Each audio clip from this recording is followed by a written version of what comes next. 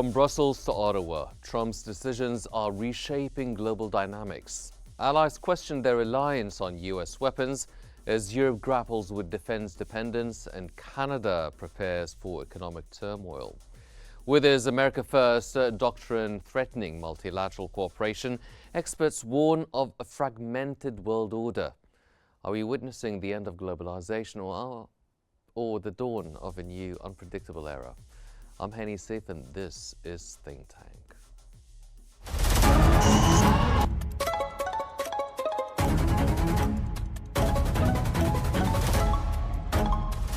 Our world is becoming unhinged.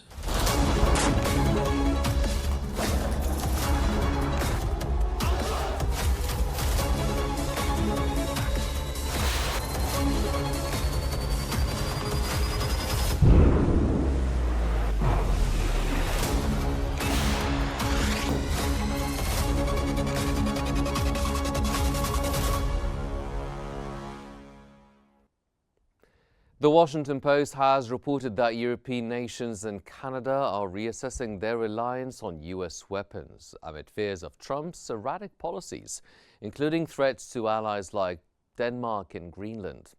Concerns over potential kill switches or halted intelligence sharing have pushed Europe to invest billions in homegrown defense industries, despite decades of dependency.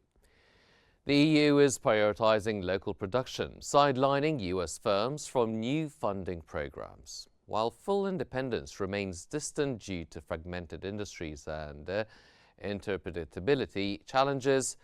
Countries like Canada and Portugal reconsider F-35 orders. Trump's reduced capability F-47 offer deepens distrust. With past precedents of weapon embargoes, allies now seek diversified sourcing, balancing urgency with long-term autonomy.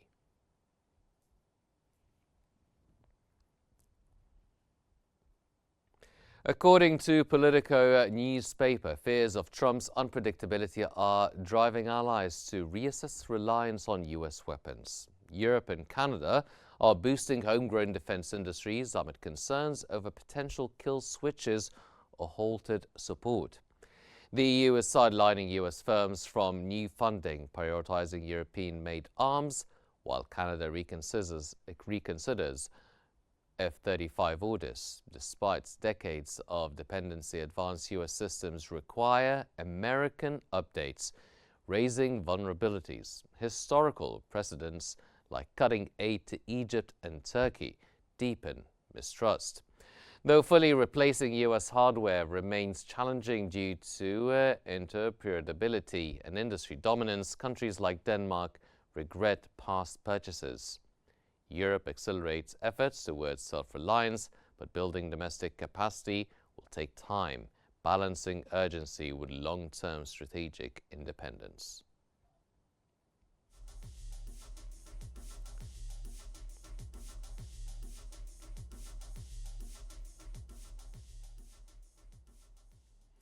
From Brussels to Ottawa, allies are on edge as Trump's America First policies force a reckoning. Can the world survive a shift from globalization to fragmentation? The resurgence of Donald Trump in global politics has sent shockwaves through allied nations, prompting a re-evaluation of their dependence on U.S. military support and leadership. European leaders have expressed growing unease over Trump's past demands for increased defense spending and his skepticism toward NATO's collective security framework. With Europe heavily reliant on American weapon systems, the sustainability of this partnership is now under scrutiny. Trump's America First doctrine raises fears that U.S. commitments may waver, leaving allies vulnerable amid rising geopolitical tensions. In Canada, Prime Minister Mark Carney has taken preemptive action, framing it as a mandate to fortify the nation against potential economic and diplomatic turmoil under a second Trump presidency. His strategy underscores the broader implications of Trump's expansionist policies, which experts warn could dismantle decades of multilateral cooperation and destabilize the rules-based international order established after World War II. Trump's promises to reward loyalists while punishing further complicated matters signaling a shift from globalization to fragmented unilateral decision-making. This approach threatens not only transatlantic alliances, but also global stability, forcing developing countries to navigate an increasingly unpredictable landscape. As Europe considers diversifying its defense partnerships and Canada braces for uncertainty, one question looms large. Is the world ready to abandon globalization for fragmentation?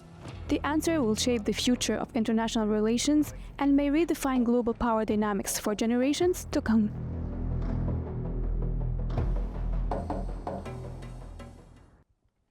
And to provide more analysis concerning Trump's decisions and actions pushing allies to reconsider their reliance on U.S. weapons, we're joined from Washington by Mr. Justin Thomas Russell, the Executive Director of the Global Foreign Policy Center, and from Cairo, Dr. Ashraf Singer, the International Relations Expert. Gentlemen, welcome to Think Tank. Mr. Russell, I'll start off with you first. Now, given Trump's America First doctrine, how profoundly will allies trust in U.S. security commitments? Well, thank you for having me as always. The concern now is that the European allies saw what the Trump administration did to what had been a long-term regional ally in Eastern Europe, Ukraine, in an effort to try and bring everybody to the peace table. You know, cutting off or the threat of cutting off military supplies, which was short-lived. The threat of cutting off intelligence, but the real strike in that whole evolution was the threat to cut ties from the Five Eyes program to longstanding Western European allies such as England, France, Germany. Cutting off intelligence ties is huge in that. The threat to England was just mind-blowing here in the United States to the defense sector. It's a big concern, and there is a reason for this. But there's several factors involved that we just don't have time to go into. Mm-hmm. Well, Dr. Singer, how do you think the global South perceives the shift from the multilateralism to Trump's unilateralism? Yeah, it's a huge shift, and every country is pretty concerned and feel threatened by that decision of Trump administration now.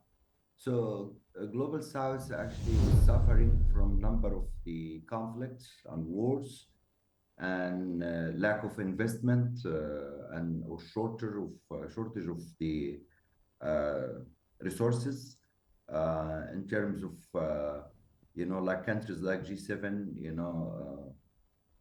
has been supporting this type of development and economic development in global South. But currently with the new administration, with Trump administration, the situation is completely different, where the United States is really washing off her hand from every economic policy or any type of support like US aid.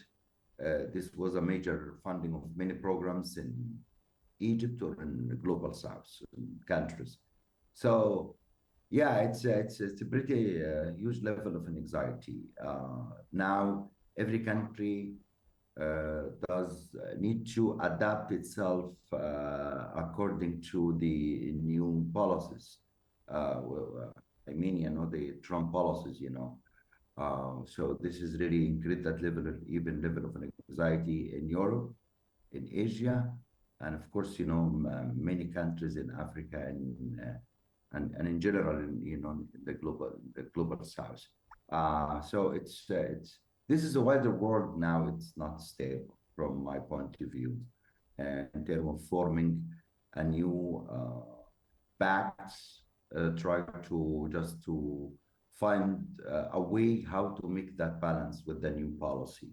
Like Europe, for example, made a huge change of increasing its military budget. Even that kind of amount probably reach or to be equal to United States means that we are moving to the multilateral policies all over the globe. And this is not good news for me. basically, if we have one dominant country, can really create and increase that number of agreement towards peace. But if we have like polar system, this is of course will increase the number of conflict and wars, according to the stats. The statistics really help us to understand, the peace and war in the global politics. The situation now, it's pretty unpleasant. It's not really giving us like a great hope how to solve the problems, but we are expecting more problems and more crises than solving, these type of crises like Gaza, Ukraine. Till now, we don't have really one policy to make sure that we are fine or will be fine. Yes, well, Mr. Russell, speaking of Europe now, with Europe's weapon dependency, will they be able to swiftly mitigate the risk of a potential kill switch on the U.S. systems? Yeah, there's a definite potential. In fact, I think that as long as Donald Trump and Marco Rubio and Pete Hegseth and the rest of the national security enterprise here in Washington continues down this path, there's a very good chance of that. You got to understand, you have companies like Airbus, EADS, BAE Systems in France. You have Thales, Leonardo in Italy, Rheinmetall and Saab in Sweden, Rheinmetall in Germany. These are large defense contractors that are producing a lot of similar systems already. Thales, provides missile systems. BAE Systems builds aircraft, as does Airbus. You look at Rheinmetall, which builds, which is known for their tank systems. There's a very distinct possibility. And I think what's going to happen is they're going to become, the more and more we see, America push into this isolationist area, I think the Trump administration could be cutting its nose off despite its face. The reality is you are talking about just shy of $100 billion in annual revenue for defense contractors such as Lockheed Martin, Northrop Grumman, General Dynamics, RTX, the old Raytheon. That is a big impact. You start taking away the foreign military sales aspect, that is going to create a huge economic pressure on these companies. And these are companies that don't deal well with unknown economic pressure. That means layoffs, that means unemployment, that means economic burdens here in key areas, in some instances, areas that helped elect Donald Trump. If we start seeing a shift to the European-centric contractors, as I had mentioned before, that's going to be a big possible economic hit to the U.S. economy, and that's not going to bode well for Donald Trump. I think that they're going to have to take a very serious look at how this goes down, or else they're going to risk even further, not just the geopolitical, the diplomatic, and the allied relationships, but they're going to have to look at the domestic economic impact. And it's also going to call into question, the ability for these companies to develop or continue to develop forward-thinking technologies. Our colleague in Cairo just mentioned the F-47. That's still not in mass production. And if there's not a global joint strike fighter or a joint fighter capability that Boeing's going to manufacture, if they start building it in Europe and keeping it to themselves, that reduces the market. And we could see the same thing happen in Asia as well. Mm-hmm. Well, Dr. Singer, that begs the question now, can emerging powers fill the void left by a potentially retreating U.S. and global leadership? Yeah, we believe, as a political scientist or watching, what is going on all over the global politics, we believe that United States and Europe should really stay together, increase their capacity, their capabilities. I don't understand till now, the new administrations, what their perspective, what their goal, and opening, that kind of widening that kind of gap between United States and Europe, or that what we call, the transatlantic relationship. I understand that Europe was really a free rider on United States public or security public goods. If I follow this type of argument by Olson, and where the great theory of the collective action theory. So yeah, Trump was correct when he was proposing, to Europe and NATO members to increase their burden to reach to military burden, to reach to 2% or even 5%. This is good policy, to make Europe and America pretty strong. If Europe and America really consider China as the major threats, of course not Russia. Russia never ever can really fill that gap for current or for present or for future. So the only country can really threat Europe and United States is China. But this kind of policy by Trump, about Greenland or towards Denmark or Canada, as my colleague, mentioned about the 5 eyes, this is sharing intelligence for the closest allies, UK, Canada, US, Australia, New Zealand. So this is the 5 eyes. So if we have 2 countries that United States really threatening, their goal of security in Europe, UK, particularly what I mentioned, it's Ukrainian situation or Russia-Ukraine war, where UK does require from the United States before any kind of agreement, any type of agreement with Russia, Europe should really present it correctly. The condition of peace there should be under, I would say, not under Russians, but it should really come with the Europeans and Ukrainians well too. Second, threatening Canada as a 51 states is really opening that gap.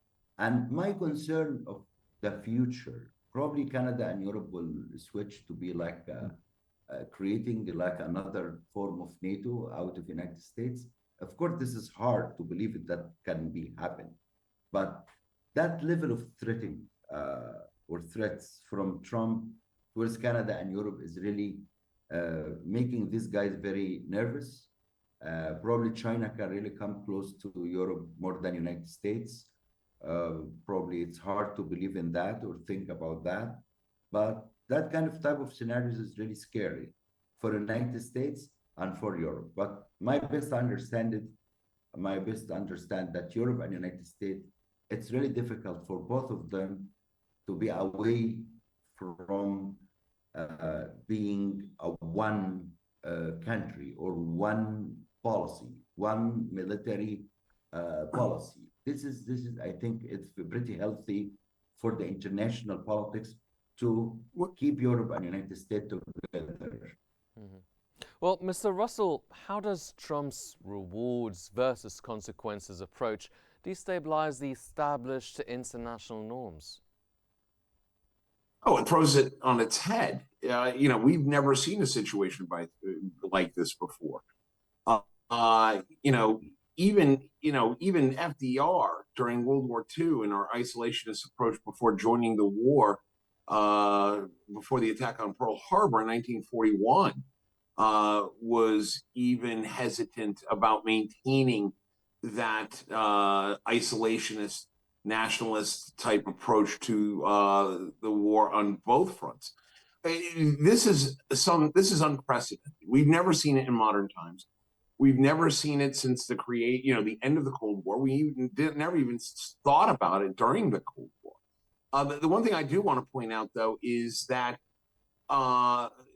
we as a global community, and in particular, those of us in the business, like our colleague in Cairo and I are in, need to be very careful about the sky is falling so much. The one thing I would point out is that these alliances, NATO has been around for decades, many decades, since right after World War II. Newer alliances such as AUKUS. We're seeing a lot of movement in the Pacific Rim with our AUKUS alliance, and then plus our strategic alliances with countries like South Korea and Japan in the region. We have to be very careful about a doomsday scenario that could be promoted in this time. We have to survive the Trump administration for 4 years. I do not think that this is sustainable, this approach in U.S. foreign policy or even strategic policy moving forward. At some point, we will have to get back to the norms. I think that we may even see pressure on the Trump administration to get back to norms. The one thing that we have in our favor in this and not causing a complete global disaster is, our colleague in Cairo was talking about China. We have taken the position, the Global Foreign Policy Center and myself have taken the position that, it is far-fetched that we would see a fighting war between China and the U.S. because there is the concept of mutually assured economic destruction, I think, which I've mentioned on this show before, where, if we start getting into trade wars, tariffs, the Chinese need us to spend our money on cheap products like flat screen TVs and clothing that they ship over here.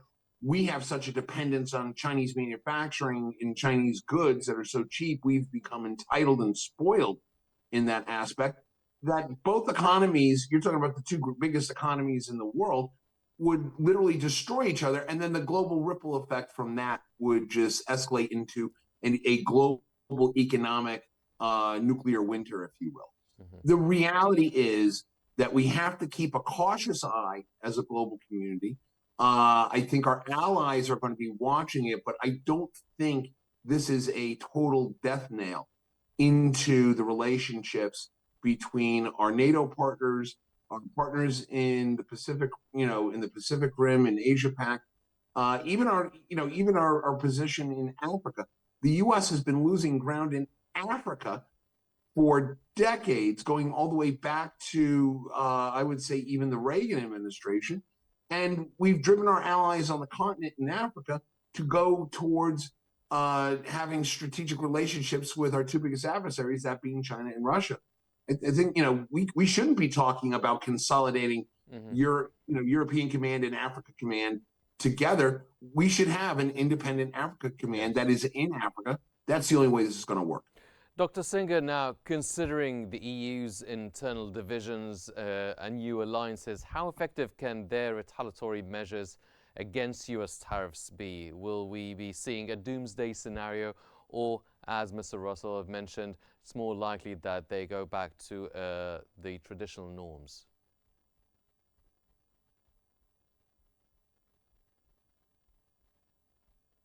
Dr. Singer, can you hear me, sir? Europe can really come back again to the traditional norms of, yes, I hear you very well. Mm-hmm. You hear me?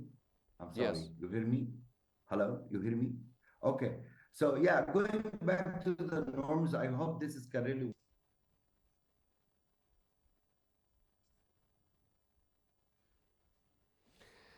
We seem to have lost Dr. Singer. Mr. Russell, considering the push for European defense autonomy, what are the strategic implications for NATO's cohesion? I think NATO will survive this. There's no question about it. I think like I said before, we just have to get through the 4 years of Trump. I think once we get that, we'll start maneuvering back. There is a silver lining to this. Again, foreign military sales in 2023 amounted to almost $100 billion. That's military exports to allied nations, which is hugely regulated. I think what we'll see is a return to norms, and we will see any economic impacts during this time be mitigated downstream. But the good thing for Europe and this is possibly a positive thing, and we're even starting to see NATO leadership starting to take this approach, is that, Donald Trump may have had a point where the European members of NATO, everybody but the U.S., who was fronting the bill for decades from majority of NATO's operations, this has forced the hand. We just saw a vote in Germany last week, which forced the hand of German parliament to start spending more on maintaining their own national defense and their own national security. That's good for companies like Reichmetall, who builds military systems, and they still have a part of EADS and Airbus. I think what we'll do is we'll see an economic boom in Europe, which the U.S. can't afford to completely give up. Yes. We will start seeing them develop a lot of technology that could easily be a competitor for the systems that we see out of the big five defense contractors here in the United States.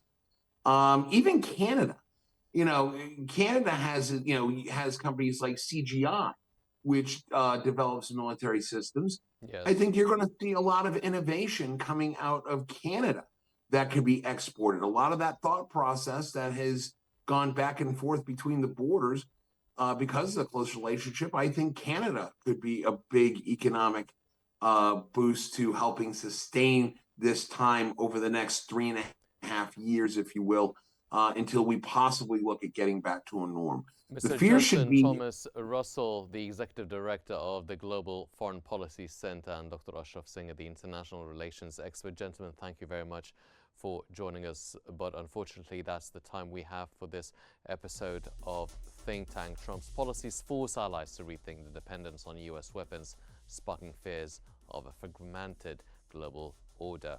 Defense autonomy to trade wars, the future seems a bit uncertain.